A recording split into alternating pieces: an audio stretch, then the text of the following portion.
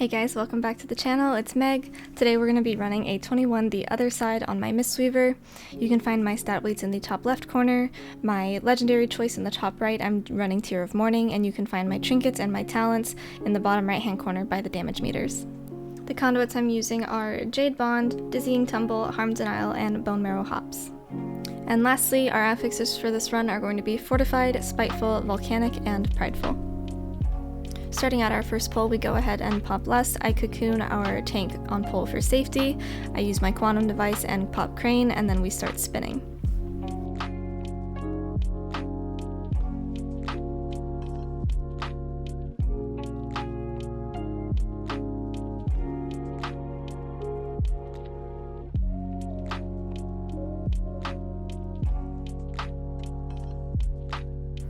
Almost every time I come into this instance, I do use Crane on this fight, and I end up getting a lot more value out of it than I did here. We killed this in 30 seconds, which is abnormally fast, particularly on a Fortified and Spiteful week. So normally I'll use Crane there. In this case though, I probably could have saved it for this next pull because of how quickly it died.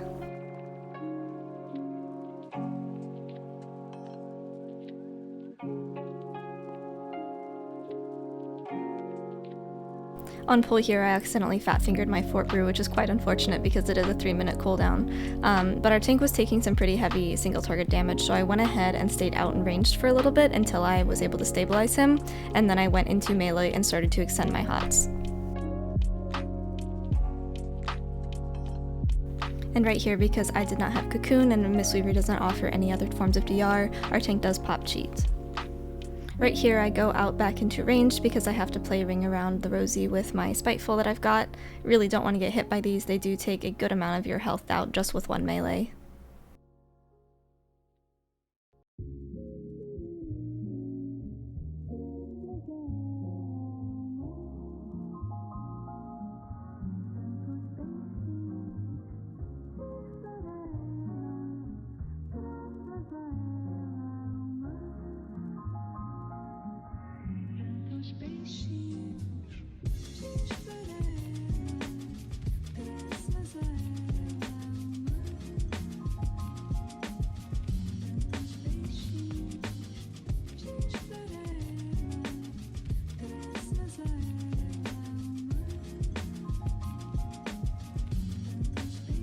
You're gonna see me use Ring of Peace on our mage here when the masks come out. What used to happen was that they would just get bounced out, as any other mobs do with Ring of Peace, and they wouldn't be casting on him while he's trying to earn. But this has since been fixed. He also did use earn a little bit early, so I was kind of panicking as I didn't really have any cooldowns I wanted to use here. So I am spreading my hots. I did use diffuse here for myself, and then we're just going to spam heal into our Boomkin, who has the least amount of defensives for this. I also end up using Revival at the very end. Cocoon got used here on the mage. He wasn't in comms with us, so I wasn't sure if he was going to ice block or not. I took the chance and we did end up overlapping, but because it's Cocoon, it's not a huge loss. Right here, I end up dying, and as well as our Boomkin to the masks and to the rage. This could have been avoided if our mage had waited like another second before using the urn for the first rage, but it's alright because we can recover relatively quickly.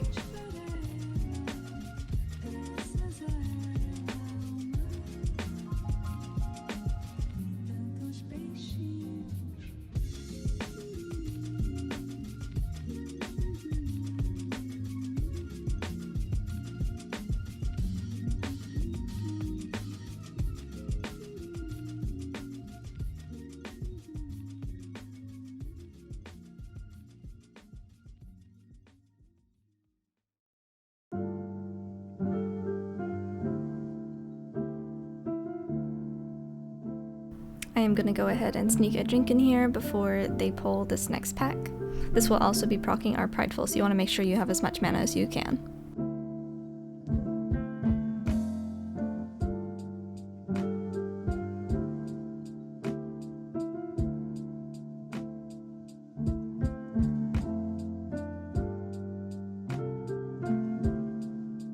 Make sure here that you're extending your hots a little bit earlier than you normally would, because chances are you're going to have to run from your Spiteful, and you don't want those to be dropping off just before Pride starts.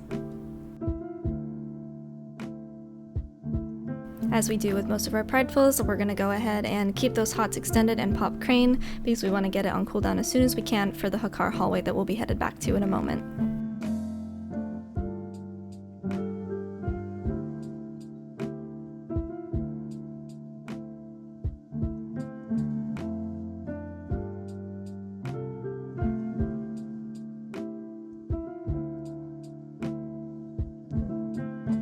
Around right here, my hots were starting to hit their extension limit, so I went ahead and just started Vivify spamming whoever I could just to keep them up. Doesn't really matter how much mana you use as long as everyone lives, because when the prideful dies, you do get all of that mana back.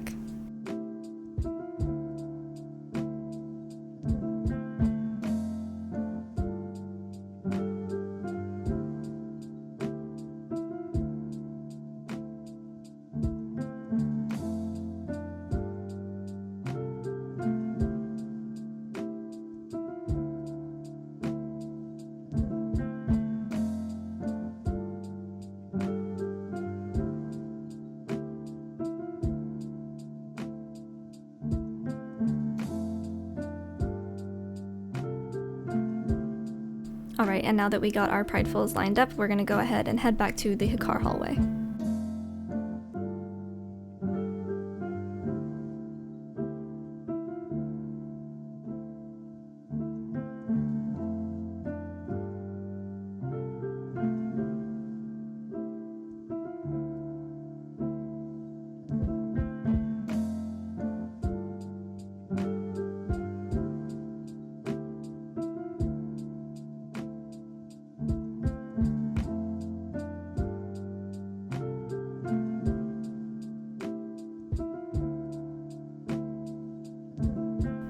On this pull, it's pretty low stress, so go ahead and start extending your hots, getting ready for the next pull.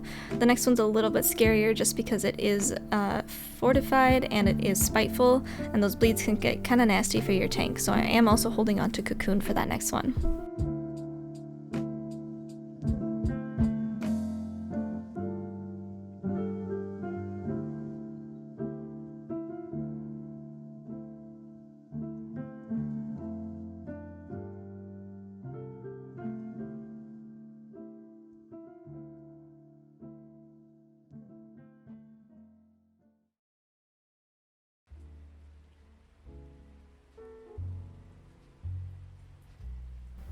On this pull, I end up using Manatee because it is lots of single target healing into our tank here.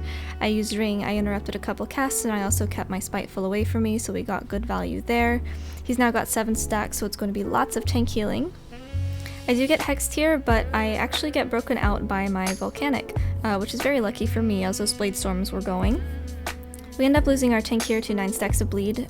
He waited a little bit too long to start his kite, but because everything's almost dead, we're fine to finish the pull, and then we can just res after.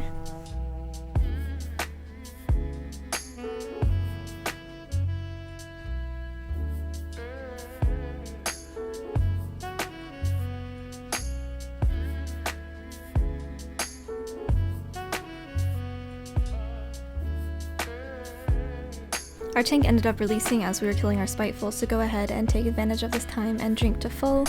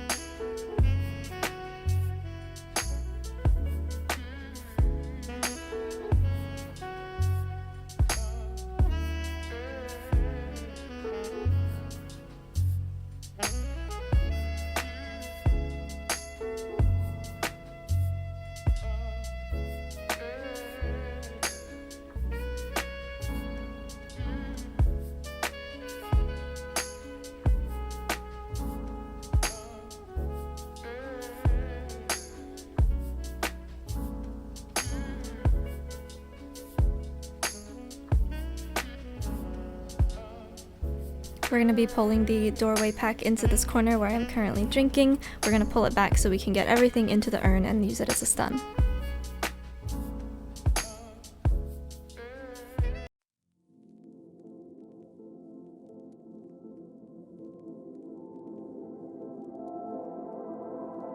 This pull can be pretty scary, but try and make sure that you're extending your hots as much as you can going into Prideful, and then you're also going to want to save as many defensives and healing cooldowns as you can going into Hakkar.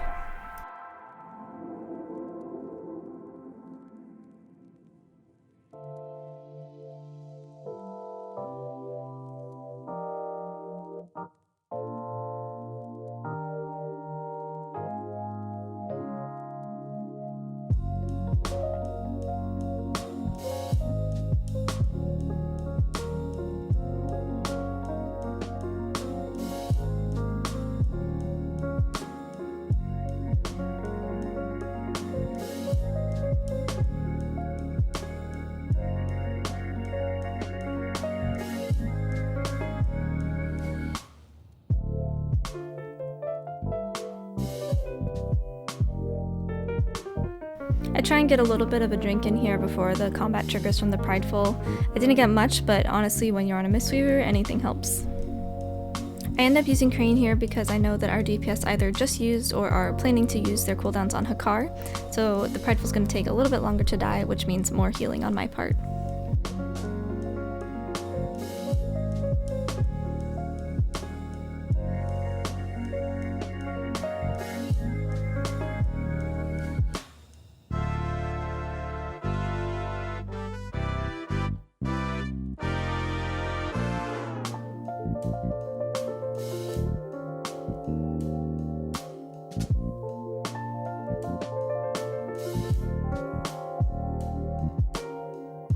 We go ahead and pop our second Lust. The thing that I'm usually looking at the most on this fight are both my hot timings and the blood barrier timer.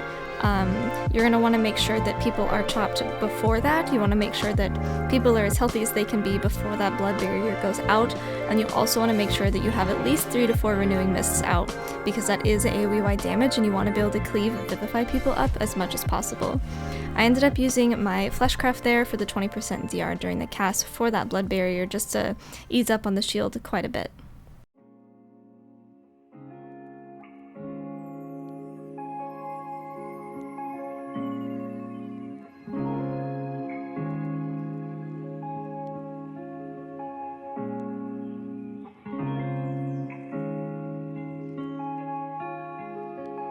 Right here I did get into a little bit of trouble. I wasn't managing my hots properly, and I wasn't in melee to extend the ones that I already had, so I do end up actually just having to brunt force heal people, not really with Vivify Cleave, but more one at a time. We do manage to make it through it, but make sure that right there, even with that bad overlap, that you're trying to maintain your hots.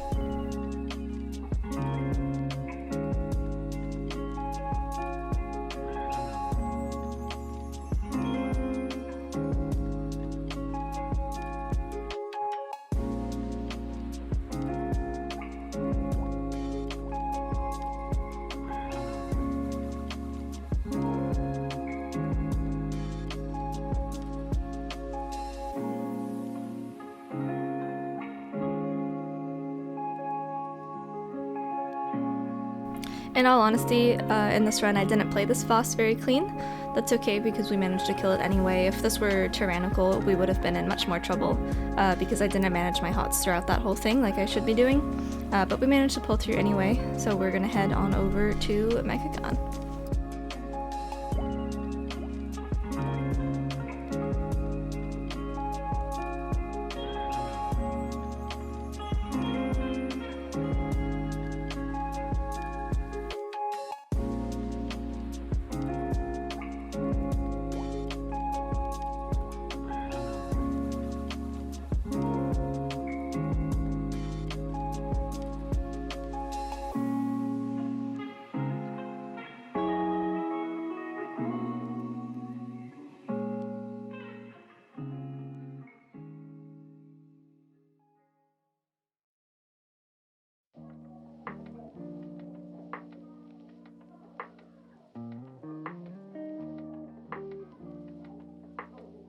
You should be able to get most of your mana back on that run, but I do want to sit and just top off here a little bit before we start pulling the drill.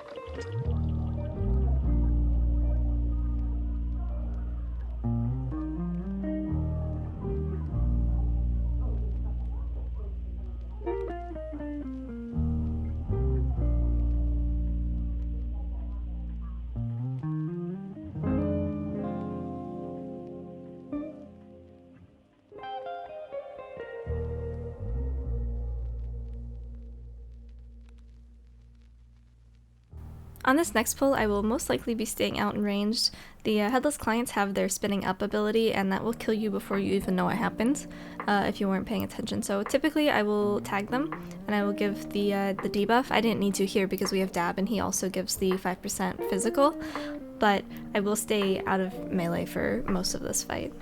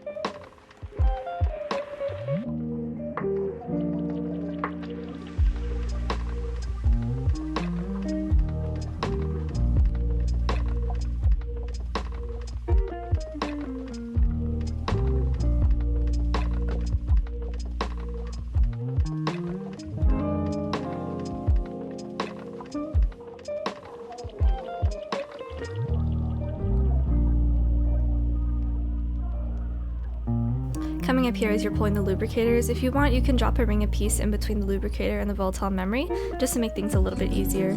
We did have one kind of bug out and just walk through the ring. That happens sometimes, so just keep an eye out for that, but otherwise it should work just fine and they'll blow up before they even get close.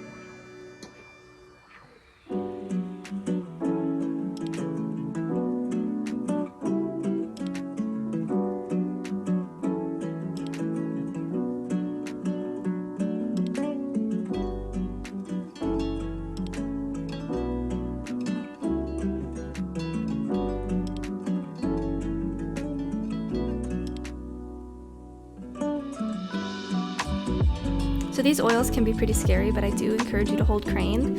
Even though someone can get unlucky and get hit like with all 3 of the casts like Dab did here, I still recommend holding Crane for the Pride going into the Manastorms.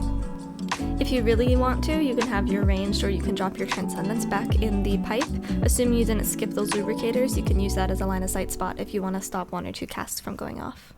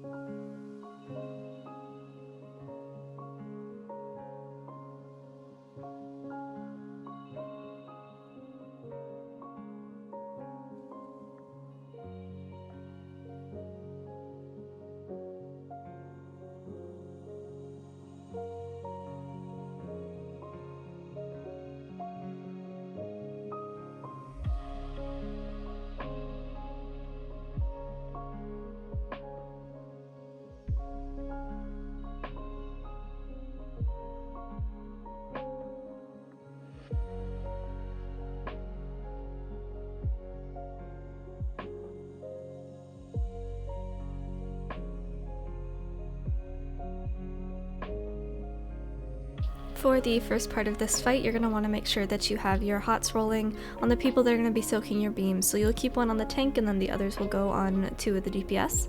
And then when you get enough uptime on your hots, you can put it on a 3rd. They do jump around, so I know that it makes it kind of hard to manage them, but because the beams from the crystals do damage, it should be on them for most of the time.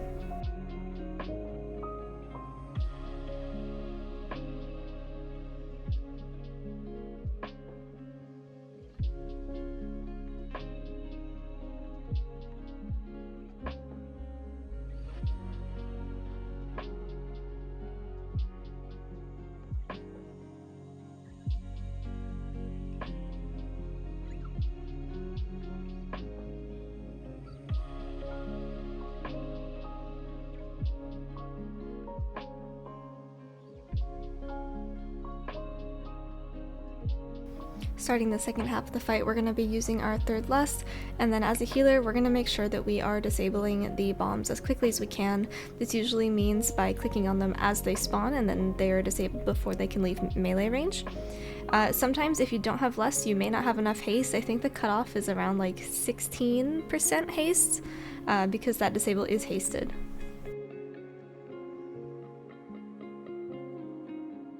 As we get closer here to the big damage portion of Maleficent, we want to make sure that we are trying to roll our hots as much as possible just to heal off that couple of ticks of Rocket Chicken.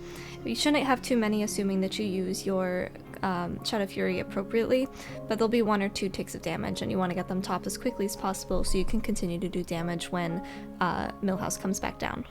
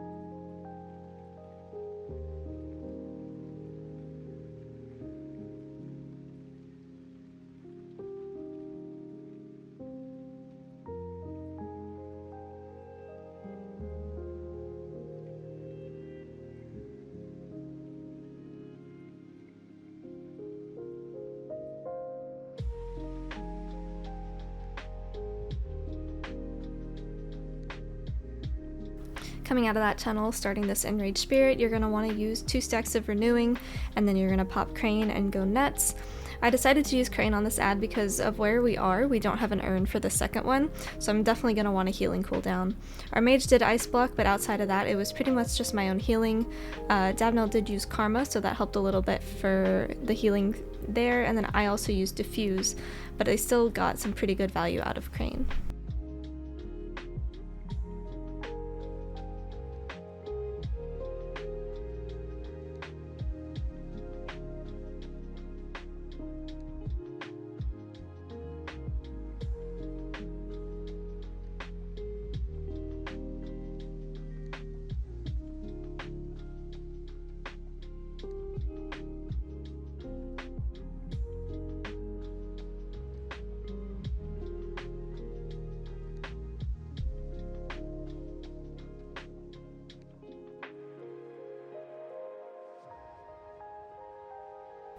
On this pull, we're going to get everything into the urn. I did miss my Ring of Peace there. I just had it a little bit too far back. I was trying to get that cultist into the stun. I promise that doesn't normally happen.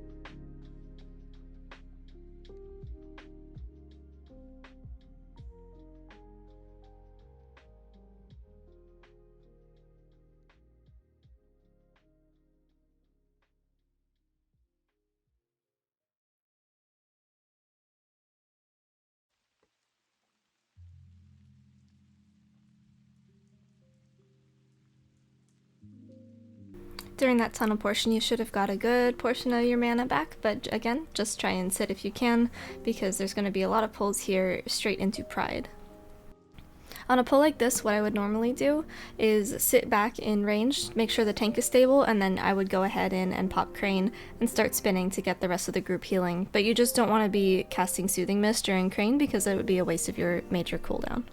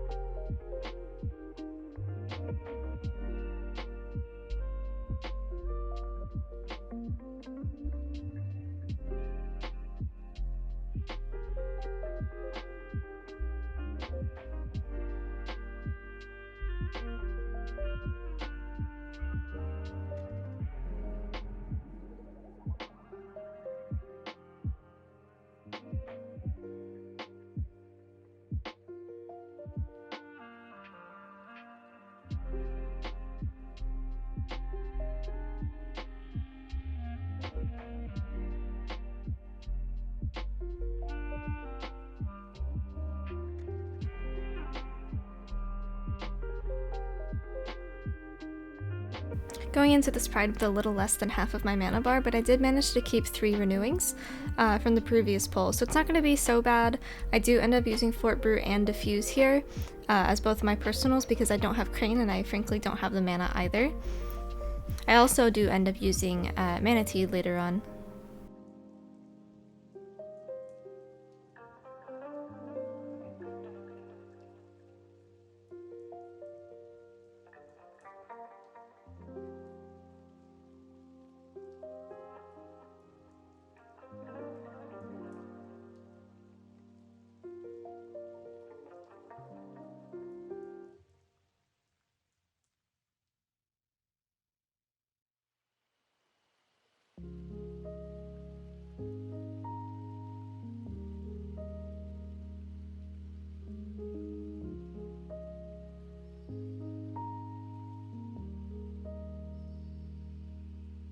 Setting up for another big pull here, we're going to be pulling quite a bit of stuff into the urn.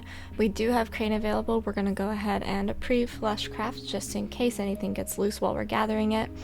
Again, we're going to make sure that our tank is stable by doing some single target healing with Soothing Mist, and then we're going to pop Crane once the urn is popped.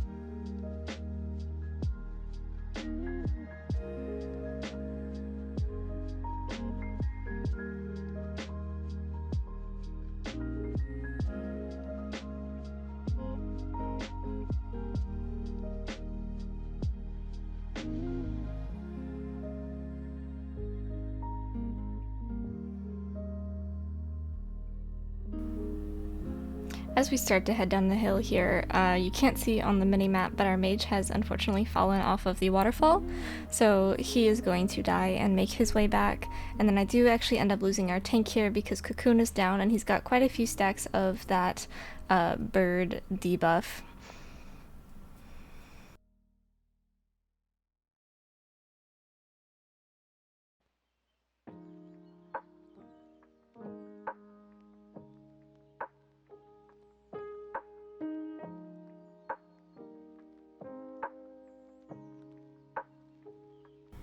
On this poll, I am trying to conserve my mana as much as I can because in about 3% we do have Prideful.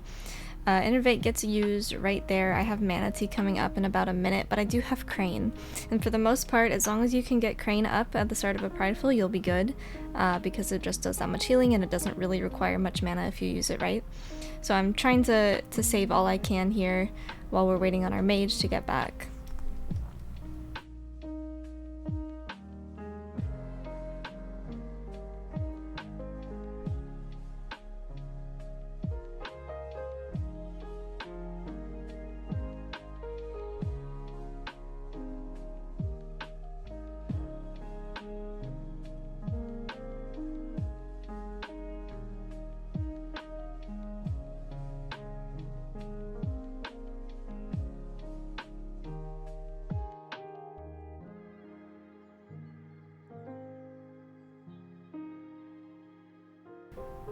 I ended up being able to get quite a bit of mana back, but I do end up using Crane here as well. I also used my Mana Tea, which was an accident. I did not mean to push that button, because I'm not really getting any value out of it, and I would like to have it for the next boss, or even just later on in this Pride.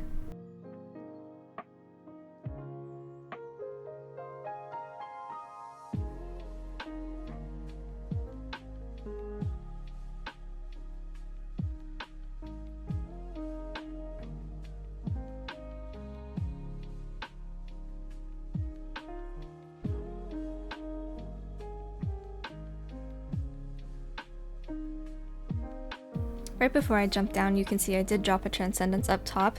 This is for the purpose of traps being messed up. If someone accidentally eats a trap, but then someone needs to go up into the air for the bomb, you can transcend back up onto the ledge and you can avoid that damage. You can see the mage is also up there as well, so that takes away one more platform that we would have to use. This is really helpful if you have a lot of melee, or if you just have people that can't really watch their feet.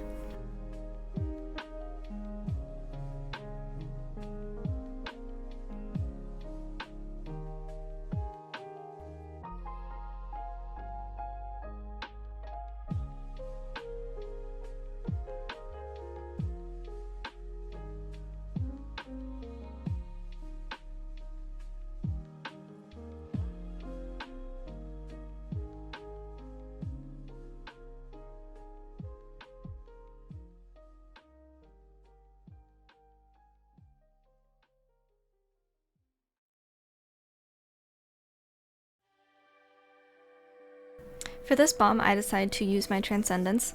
We have a couple people that aren't quite topped and that they may die without my healing during this portion, but if I were to take a platform, I would not have been able to continue healing. So that was just a decision I made there, just to be a little bit on the safer side.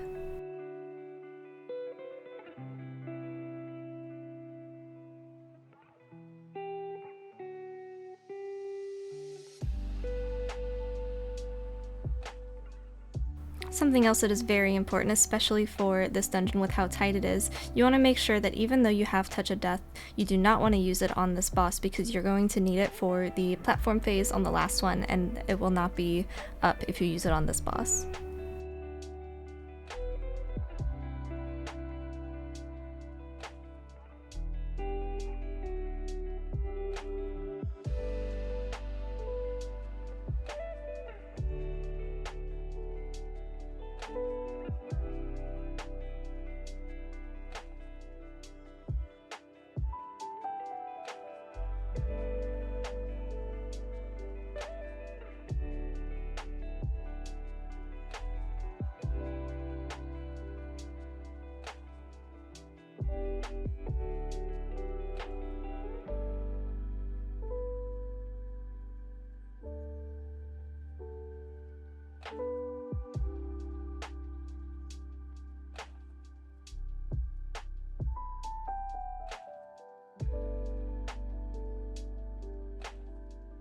On this fight, you have a couple of options of dispelling. You can single dispel normally anyone, you can diffuse your debuff off of you, or you can use revival and clear everyone's.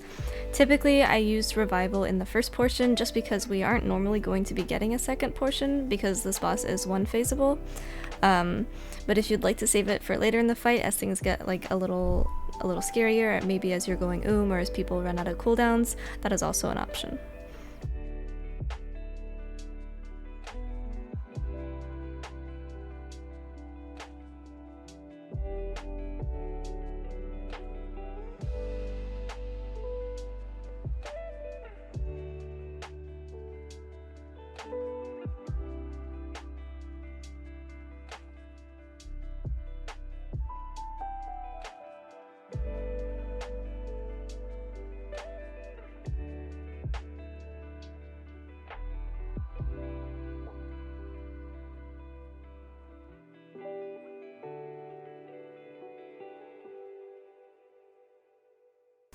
Right here for our ad, I am using my Thunder Focus Tea on my Rising Sun kick so I can get a little bit more damage into it, but this ad I will be Touch of Deathing, so it's not really going to last a whole lot longer.